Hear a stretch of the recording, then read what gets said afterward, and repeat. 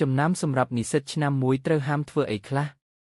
ការចូលរៀនជាថ្មីនៅសាកលវិទ្យាល័យជារឿងធំបំផុតក្នុងជីវិតមនុស្សម្នាក់ចាប់ពីការលេងស្នាក់នៅផ្ទះការរៀបចំជីវិតឲ្យខ្លួនឯងនិងការចាប់ផ្ដើមមិត្តភាពថ្មីទាំងអស់គ្នាគឺជាបទពិសោធន៍ថ្មីប៉ុន្តែសម្រាប់និស្សិតឆ្នាំមួយអាចមានកំហុសខ្លះដែលគួរប្រុងប្រយ័ត្ននិងគួរត្រូវរំលឹកថាមិនគួរធ្វើដូចខាងក្រោម 1. កុំឈប់រៀនពេលទើបចូលសាកលវិទ្យាល័យ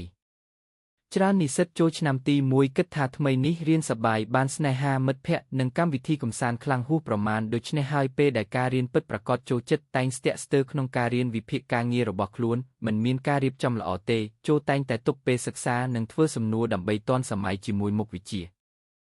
2. កុំអាល័យជ្រើសរើសជំនាញតាមមិត្តបញ្ហាធម្មតាមិត្តខ្ញុំរៀនជំនាញនេះស្រួលឆ្ងាញ់ធ្វើការល្អទៅមុខប៉ុន្តែសូមចូលគិតហ្មត់ចត់ពីចំណង់ចំណូលចិត្តនិងសមត្ថភាពខ្លួនព្រោះអនាគតអ្នកស្ថិតក្នុងដៃអ្នកផ្ទាល់មិនមែនមិត្តភក្តិទេជ្រើសរើសអ្វីដែលអ្នកស្រឡាញ់និងមានទឹកចិត្តរៀនពិតប្រាកដ 3. កុំបំភ្លេចស្វែងយល់ពីបណ្ដាញទំនាក់ទំនងថ្មី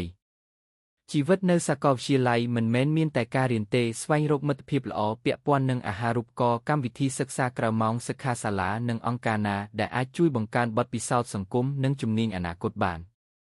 4. កុំច្រឡំគិតថាអត់ចូលថ្នាក់មួយថ្ងៃមិនប៉ះពាល់អី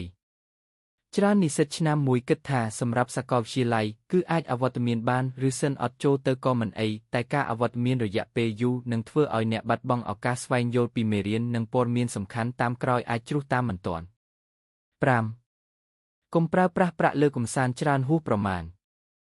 ទើបចូលរៀនថ្មីមានការស្វែងរកកន្លែងថ្មីអាហារសាច់អាំងកាហ្វេហាងសម្រស់ធ្វើឲ្យចំណាយប្រាក់ច្រើនហួសប្រមាណចូលរៀបចំថវិកាប្រើប្រាស់ប្រាក់ប្រកបដោយការយកចិត្តទុកដាក់ដើម្បីមានសម្រាប់ការសិក្សានិងអនាគតសរុប